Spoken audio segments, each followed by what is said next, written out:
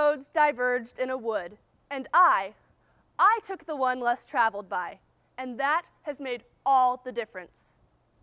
In those iconic words by Robert Frost, the poet tells of a decision in which the traveler is rewarded for forging his own path.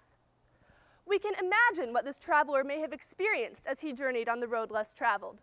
He surely faced detours, roadblocks, and unexpected challenges, yet obviously experienced adventure and joy as well.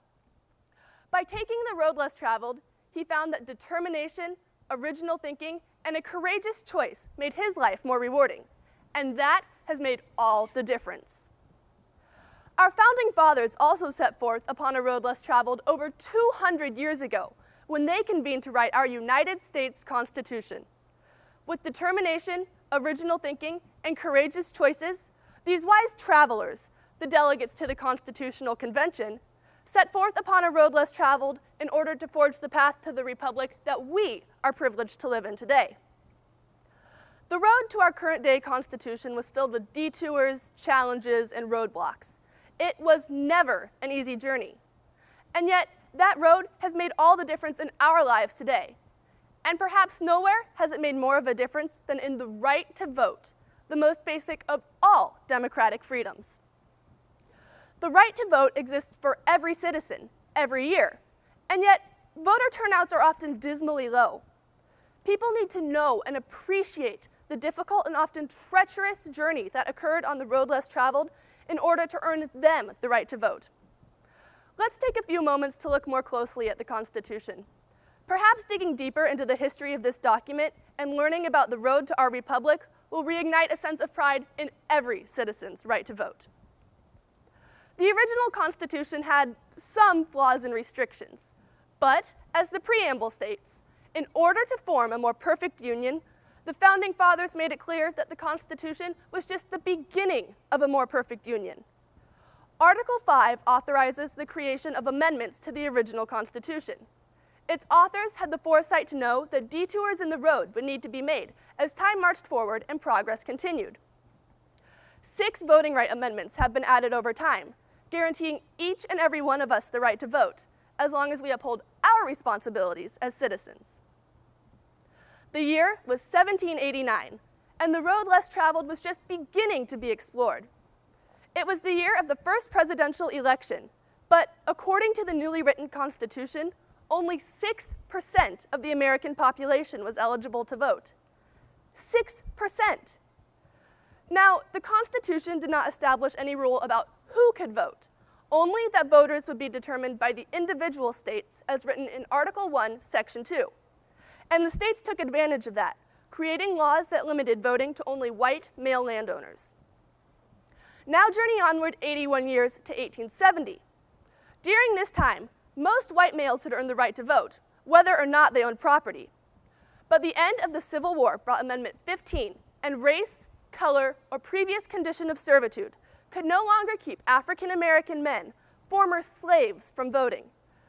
Sadly, though, it would take until the passing of the Civil Rights Act in 1957 to fully implement this amendment. Another bend in the road of 43 years this time, and we are now at 1913. Amendment 17 allows for the direct election of senators by the people, whereas before, only state legislatures had been allowed to determine how their state senators were chosen.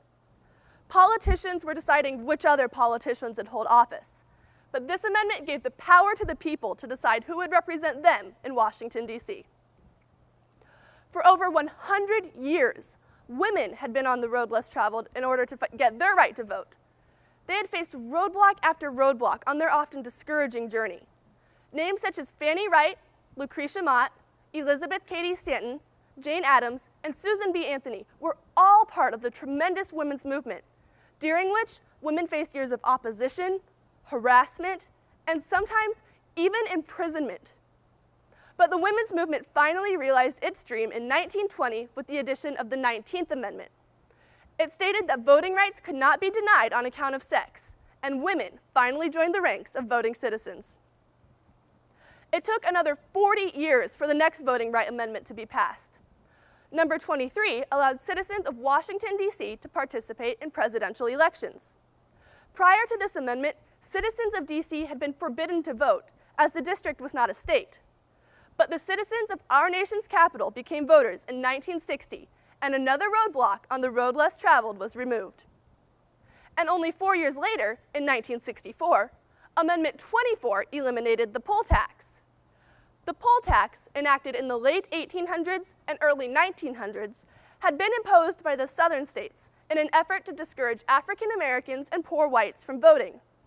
But Amendment 24 clearly stated that voting rights could not be denied by reason of failure to pay any poll tax or other tax. Voting was no longer just a privilege for those who had money, and now citizens of all economic levels could journey on the road together. And last, but most certainly not least, Amendment 26 was ratified in 1971 in wake of the Vietnam War protests. Soldiers fighting and dying for their country were old enough to go to war, but not old enough to vote for their nation's leaders. This amendment overturned another obstacle on the road to our republic when it lowered the legal voting age from 21 to 18. So, there we have it, the 6 amendments that made it possible for all citizens to enjoy the right to vote. You would think we would have amazing turnouts at the polls. However, the US averages a 60% turnout rate for presidential elections and less than a 40% turnout rate for midterm elections. Why do people let this precious right slip by them? Are they lulled into a false sense of security? Are they unconcerned, lazy, uncaring? Are they not aware of the blood, sweat, tears, and sometimes violent political struggles that occurred on the road less traveled in order to earn them the right to vote? Actually, it's not a matter of why people aren't voting. The fact is, the more we know about the amendments that give us the right to vote, the more we should want to vote. We need to vote because we can, because there were people before us in history who could not. Voting is an action that speaks out and makes changes occur. Walter H. Judd was a Minnesota congressman who served from 1943 to 1963. He said, "People often say that in a democracy, decisions are made by a majority of the people. However, this is not true. Decisions are made by a majority of the people who make themselves heard and who vote, a very different thing." Franklin D. Roosevelt also supported the right to vote when he said, "Nobody will ever deprive the American people of the right to vote except the American people themselves. And the only way they can do that is by not voting." So it's up to all of us to travel this road together, to become involved, to become knowledgeable about the workings of our country's democracy, and to embrace the privilege that we so often take for granted, the right to vote. Let us all remember that the Constitution and its amendments give us the right to vote, but we have to use that right. On the road to our republic, voting is the action that will ultimately make all the difference. For through voting will we finally become what Abraham Lincoln called for in the closing line of his Gettysburg Address, a government of the people, by the people, and for the people.